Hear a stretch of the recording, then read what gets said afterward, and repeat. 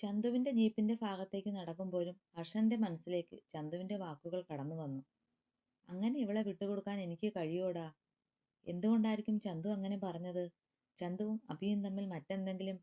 അതിന് അഭി തന്റെ ഭാര്യയല്ലേ? ആയിരുന്നു, ഇപ്പോഴല്ല. ഡിവോഴ്സിന്റെ കാര്യം ഹർഷന്റെ ഓർമ്മയിലേക്ക് വന്നതും വീട്ടിലെത്തിയാലുള്ള സ്ഥിതി അവന്റെ മനസ്സിനെ കൂടുതൽ വേദനിപ്പിച്ചു. ഒപ്പം അഭി ഇനി കുറച്ചു മണിക്കൂറുകൾ മാത്രമേ ഇനി തന്റെ അടുത്തുണ്ടാകൂ എന്നും. അപ്പോഴും ചന്തുവിന് അഭിയോടുള്ള അടുപ്പം അവനെ വല്ലാതെ അലോസരപ്പെടുത്തി. ഇനി മുന്നോട്ട് എങ്ങനെ? ചന്തുവും അഭിയും തമ്മിൽ മറ്റെന്തെങ്കിലും റിലേഷൻ? താനല്ലേ അവളെ സ്നേഹിച്ചത്? അവളെ കൊണ്ടുവന്നതും താനല്ലേ? പിന്നെന്തിനാ അവൻ അവൾക്ക് ഇത്ര കെയർ കൊടുക്കുന്നത്? ഒരുപാട് ചോദ്യങ്ങൾ കൊണ്ട് ഹർഷന്റെ മനസ്സിൽ വലിയൊരു കൂമ്പാരം അടിഞ്ഞുകൂടി. എല്ലാവരും ചന്തുവിന്റെ ജീപ്പിന്റെ അടുത്തേക്ക് എത്തി. നടക്കേണ്ട, നമുക്ക് ജീപ്പിൽ പോകാം. എന്റെ ഡ്യൂട്ടി കഴിഞ്ഞു. ചന്തു പറഞ്ഞതും അപ്പോൾ തന്നെ 3 പെൺകുട്ടികളും ജീപ്പിന്റെ പുറകുവശത്തേക്ക് പോയിരുന്നു. ചന്തുവും അർജുനും അവർക്ക് പിറകിലായി നടന്നുവരുന്ന ഹർഷനെ നോക്കി. ജീപ്പിൽ പോകാം. ഹർഷൻ അടുത്തേക്ക് എത്തിയതും ചന്തു അവനോട് പറഞ്ഞു. ഞാനില്ല, നിങ്ങൾ പൊയ്ക്കോളൂ. അത്രയും പറഞ്ഞുകൊണ്ട് അവൻ മുന്നോട്ട് നടന്നു. എന്തോ ആരോടും സംസാരിക്കാനൊന്നും അവന് കഴിയുന്നില്ല. മനസ്സ് എന്തിനൊക്കെയോ പതറിപ്പോകുന്നു. ആഗ്രഹിച്ചത് എന്തൊക്കെയോ കൈവിട്ടു പോകുന്നത് പോലെ ആടി ഉലയുന്ന മനസ്സാലെ അവൻ ആ ക്ഷേത്രമുറ്റത്തു നിന്നും മുന്നോട്ടേക്ക് നടന്നു. അവൻ വരട്ടെ, നമുക്ക് പോകാം.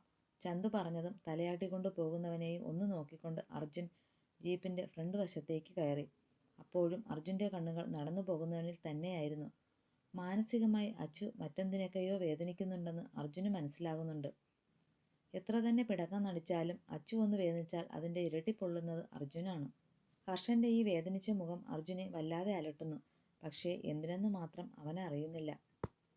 പോകാം. ചന്തു എല്ലാവരോടും ചോദിച്ചുകൊണ്ട് വണ്ടി സ്റ്റാർട്ട് ചെയ്ത് മുന്നോട്ടെടുത്തു. നടന്നു പോകുന്ന ഹർഷനെയും കടന്ന് ജീപ്പ് മുന്നോട്ടു പോയതും പിറകിൽ നിന്ന് അഭി നടന്നു വരുന്നവനെ ഇമ ചിമ്മാതെ നോക്കി. മറ്റെവിടെയും നോക്കാതെ തലയും താഴ്ത്തി നടപ്പാണ് ഹർഷൻ. ജീപ്പിന്റെ പിറകിൽ നിന്ന് അവൾ അവനെ നോക്കുന്നുണ്ടെങ്കിലും അവൻ അവളെ ശ്രദ്ധിക്കാൻ നിന്നില്ല. അവന്റെ മനസ്സ് കലുഷിതമായിരുന്നു. മറ്റൊന്നിലും അവന്റെ ശ്രദ്ധ പോകുന്നില്ല. ക്ഷേത്ര കവാടം കഴിയും വരെ അഭിയുടെ നോട്ടം ഹർഷനിൽ തന്നെ തങ്ങി നിന്നു. ഒരിക്കലെങ്കിലും തന്നെ നോക്കിയിരുന്നെങ്കിലെന്ന് അവളും ആഗ്രഹിച്ചു പോയി. തമിഴന്മാരുടെ കയ്യിൽ നിന്ന് രക്ഷപ്പെട്ട് ചന്തു റൂമിലേക്ക് കൊണ്ടുവന്നപ്പോൾ ആദ്യം അഭിക്ക് തോന്നിയത് ഹർഷനെ കാണണമെന്നാണ്. പക്ഷേ അത് സാധിച്ചില്ല. അല്പസമയം കഴിഞ്ഞ് ഹർഷനെ കണ്ടപ്പോൾ മനസ്സിൽ നല്ല സന്തോഷം തോന്നി പെണ്ണിന്. എല്ലാവരും തൻ്റെ അടുത്തേക്ക് വന്നപ്പോഴും ഒരു നോക്കുപോലും നോക്കാതെ വാതിലിനരികെ നിൽക്കുന്നവനെ അവളും ശ്രദ്ധിച്ചിരുന്നു. ചിലപ്പോൾ അവൻ്റെ നോട്ടം അവൾ കണ്ടില്ലായിരിക്കാം. മറ്റുള്ളവരോട് സംസാരിക്കുന്നുണ്ടെങ്കിലും അഭിയുടെ കണ്ണുകൾ ഹർഷനിലേക്ക് പാളിപ്പോകുന്നുണ്ടായിരുന്നു. എന്നാൽ അപ്പോഴും അതേ സ്ഥാനത്ത് നിന്നുകൊണ്ട് ഒന്നും ചോദിക്കാതെ പറയാതെ മറ്റെവിടേക്കോ നോട്ടം പായിച്ചിരിക്കുന്നവനെ കാണുമ്പോൾ അവൾക്കും വേദന തോന്നിയിരുന്നു. ഒന്ന് തന്നെ നോക്കിയിരുന്നെങ്കിൽ എന്നവൾ ആശിച്ചു പോയ ആ നിമിഷം. കവാടം കഴിഞ്ഞ് മുന്നോട്ട് പോകുമ്പോൾ ഒരു പൊട്ടുപോലെ മാത്രമേ ഹർഷനെ കാണുന്നുണ്ടായിരുന്നുള്ളൂ അഭിക്ക്. ഇനി കൂടിപ്പോയാൽ ഒരാഴ്ച. തൻ്റെ അമ്മയുടെ അടുത്തേക്ക് എത്താൻ അവൾക്ക് അതിയായ ആഗ്രഹമുണ്ടെങ്കിലും ഇവിടെ നിന്ന് പോകുമ്പോൾ മനസ്സിൽ മറ്റെന്തൊക്കെയോ വേദനകളും തിങ്ങി നിറയുന്നുണ്ട്. യാത്രയിലുടനീളം അഭി നിശബ്ദമായിരുന്നു.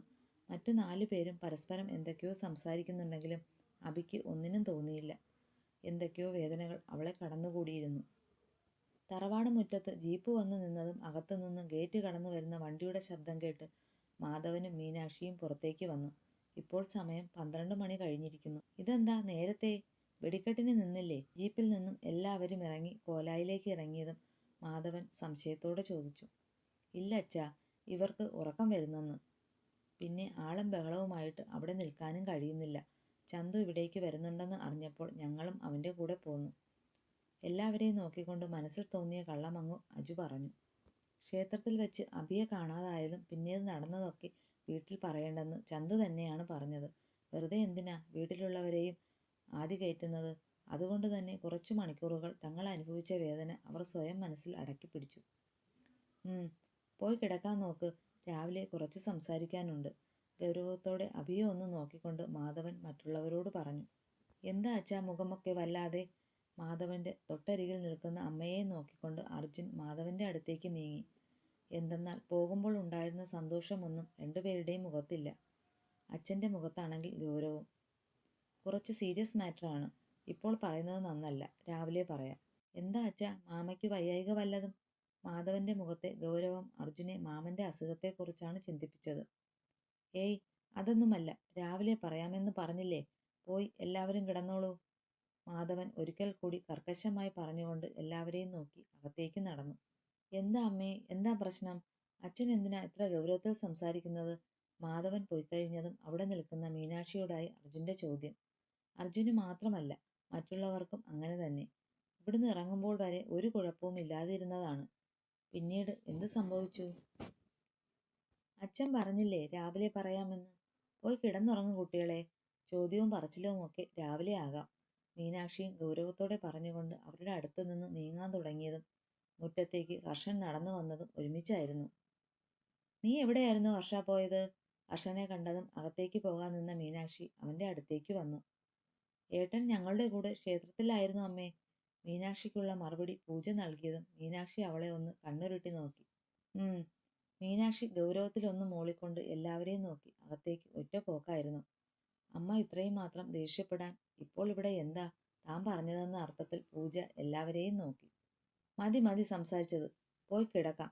എന്താണെന്ന് വെച്ചാൽ രാവിലെ അറിയാമല്ലോ. അർജുൻ എല്ലാവരോടും പറഞ്ഞതും എല്ലാവരും അകത്തേക്ക് പോകാൻ നടന്നു. ചന്തു ആണെങ്കിൽ എല്ലാവരെയും വീട്ടുമുറ്റത്ത് ഡ്രോപ്പ് ചെയ്തു നേരെ അവന്റെ വീട്ടിലേക്ക് പോയിരുന്നു. അതുകൊണ്ട് തന്നെ ഇവിടെ നടക്കുന്നതൊന്നും അവൻ അറിയുന്നില്ല. അഭിനയ, നിൽക്ക്. എല്ലാവരുടെയും കൂടെ അകത്തേക്ക് പോകുന്നവളെ ഹർഷൻ വിളിച്ചതും അവൾ തിരിഞ്ഞു നോക്കി അവിടെ നിന്നു. ബാഗൊക്കെ പാക്ക് ചെയ്തോളൂ, രാവിലെ ഇവിടെ നിന്ന് പോകണം. ഒരു മയവുമില്ലാതെ ഹർഷൻ പറഞ്ഞതും അവൾ എന്താണെന്ന് മനസ്സിലാകാതെ നെറ്റി ചുളിച്ചു. അഭി മാത്രമല്ല, അവിടെ നിൽക്കുന്ന മറ്റു മൂവരിലും സംശയമുളവായി. അകത്തേക്ക് നടക്കാൻ നിന്നവർ തിരിച്ചു വീണ്ടും കോലായിലേക്ക് തന്നെ വന്നു. എന്താ ഏട്ടാ, ഏട്ടൻ ചെന്നൈക്ക് പോവുകയാണോ? സംശയത്തോടെ പൂജ ചോദിച്ചു. അല്ലാതെ അഭിയോട് ബാഗ് പാക്ക് ചെയ്യാൻ പറയില്ലല്ലോ. ഇല്ല, ഞാൻ ചെന്നൈക്ക് പോകുന്നില്ല. പിന്നെന്തിനാ ഹർഷേട്ടൻ അഭിയോട് ബാഗ് പാക്ക് ചെയ്യാൻ പറഞ്ഞത്? അനുവായിരുന്നു ചോദിച്ചത്. ഇതേ സമയം എല്ലാവരുടെയും സംഭാഷണം കേട്ട് നിൽപ്പുണ്ട് അർജുൻ.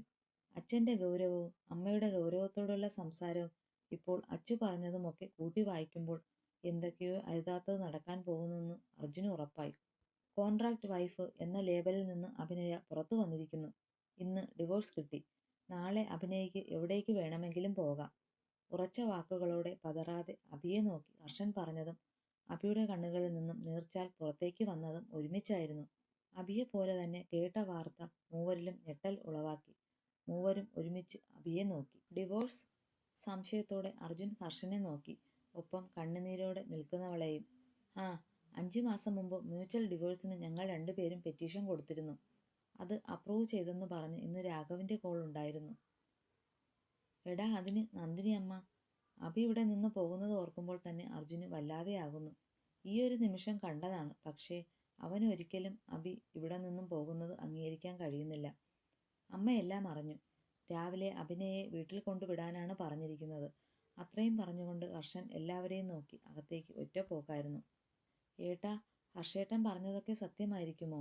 ഹർഷൻ അകത്തേക്ക് പോയതും പൂജ വേഗം അർജുൻ്റെ അടുത്തേക്ക് വന്നു. അറിയില്ല, ഞാൻ ഒന്നുകൂടി അവനോട് സംസാരിക്കട്ടെ.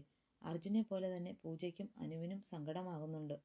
അവൻ മൂവരെയും നോക്കിക്കൊണ്ട് ഹർഷൻ്റെ അടുത്തേക്ക് പോകാൻ ഒരുങ്ങിയതും അജുവിൻ്റെ കൈകളിലേക്ക് അഭിയുടെ പിടുത്തം വീണതും ഒരുമിച്ചായിരുന്നു. അച്ചുവേട്ടൻ പറഞ്ഞത് സത്യമായിരിക്കും. ഞങ്ങൾ ഡിവോഴ്സിന് കൊടുത്തിരുന്നു. അർജുനെയും മറ്റു 2 പേരെയും തകർക്കുന്ന രീതിയിലായിരുന്നു അഭിയുടെ സംസാരം. മോളെ, അപ്പോൾ? അജു തിരിഞ്ഞ് അഭിയുടെ അടുത്തേക്ക് വന്നു. അപ്പോൾ ഒന്നുമില്ല അജുവേട്ടാ, നാളെ ഞാൻ ഇവിടെ നിന്ന് ഇറങ്ങണം. അഭിനയയ്ക്ക് ഇനി ഈ വീട്ടിൽ ഒരു സ്ഥാനവുമില്ല. നിയമത്തിൻ്റെ മുന്നിൽ മാത്രമായിരുന്നു ഞാൻ അച്ചൂട്ടൻ്റെ ഭാര്യ. അതേ നിയമത്തിൻ്റെ മുന്നിൽ ഞങ്ങൾ 2 പേരും വേർപിരിയുകയും ചെയ്തു. ഇനി ആരോടും ഒന്നും ചോദിക്കാൻ നിൽക്കേണ്ട. നാളെ രാവിലെ ഞാൻ ഇവിടെ നിന്നും ഇറങ്ങും. ഉറച്ച വാക്കുകളോടെ മൂവരോടും പറഞ്ഞുകൊണ്ട് അവൾ വിതുമ്പി വന്ന കരച്ചിൽ വാ പൊത്തി അടച്ചുകൊണ്ട് അകത്തേക്ക് ഓടി. ഏട്ടാ, എന്തൊക്കെയാണ് നടക്കുന്നത്? അഭി, അവൾ പോവുകയാണോ?